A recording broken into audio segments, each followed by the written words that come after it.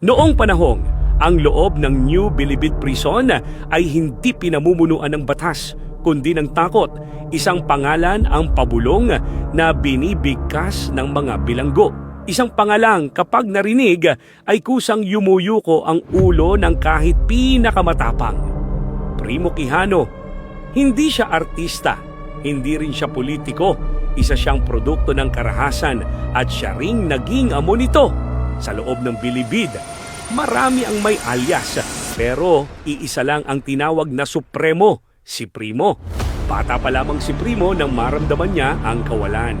Malayo sa magulang, lumaki sa galit, at sa murang edad natutunan niyang ang mundo ay hindi pantas at ang mabubuhay lang ay ang handang manakit.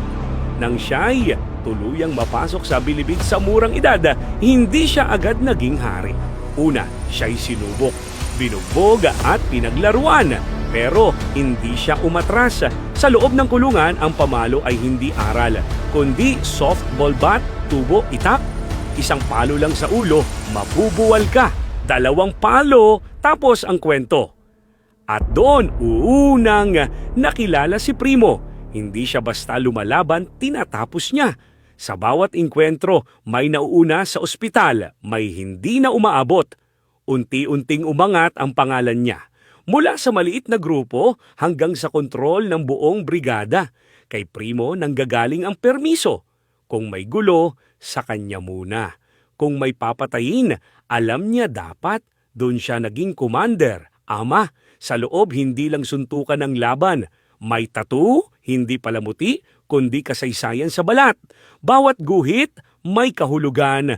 Bawat tinta, may dugo, may mga tattoo. Si Primo na marka ng tagumpay. May ilan na alaala ng pinatay. May iba, ginawa niya mismo sa Bartolina para lang malibang ang isip sa katahimikan ng kulungan. Pero may tattoo rin siyang ikinuwento ng may kakaibang ngiti. Ang tattoo ng lalaking pinatay niya matapos magkaalitan. Hindi lahat ng sining nabubuhay. Dumating ang panahong hawak na niya ang sistema. Ang dalaw, kontrolado. Ang pagkain, kontrolado. Ang gulo, pinipigilan niya kung gusto niya. Sa ilalim ng pamumuno niya, may kakaibang katahimikan. Hindi dahil mabait siya, kundi dahil takot ang lahat. Kapag Pasko, baboy ang handa. Bawat butas ng kulungan may kasiyahan. Kapag may pera, umiikot, pero alam ng lahat kung kanino galing. Sa loob, parang hari si Primo. Ngunit ang kapangyarihan laging may kapalit.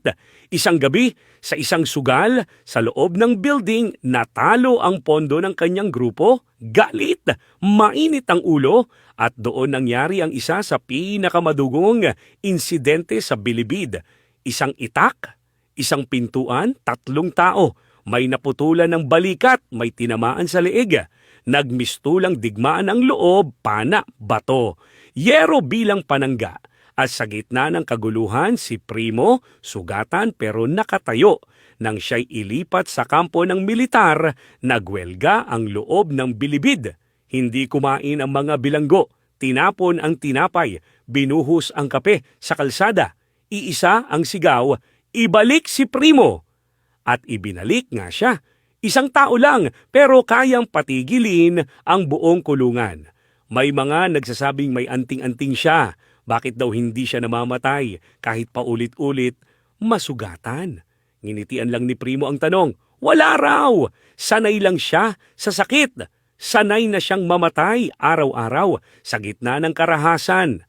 May kakaibang kabanata ang buhay niya, pag-ibig sa loob ng kulungan. Isang bababaing dumadalaw. Basketball games.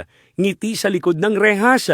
Nagpakasal sila sa loob mismo ng Bilibid. Isang kasal na maraming naiinggit, maraming natatakot. Isang lalaking pumapatay, pero marunong ding magmahal. Ngunit hindi lahat ng kwento may masayang wakas. Kalaunan, iniwan din siya. Hindi na kinaya ang anino ng kanyang pangalan.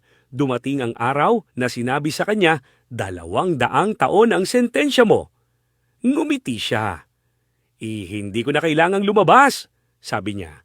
Pamilya ko ang loob. At totoo nga. Hanggang ngayon, kahit nasa labas na ang katawan, ang pangalan ni Primo ay buhay pa rin sa loob. May mga batang bilanggo na tinuturuan pa rin siya. May mga gang na bago man ang pangalan, alam kung sino ang pinanggalingan ng disiplina. Si Primo Quijano ay hindi bayani. Hindi rin siya simpleng kontrabida. Isa siyang salamin ng sistemang nabigo. Isang lalaking hinubog ng karahasan at ginamit ito para mabuhay. At sa bawat rehas na kinakalawang sa bilibid, may mga pader na minsang umaling-awngaw sa bulong. Tahimik ka lang, baka marinig ni Supremo.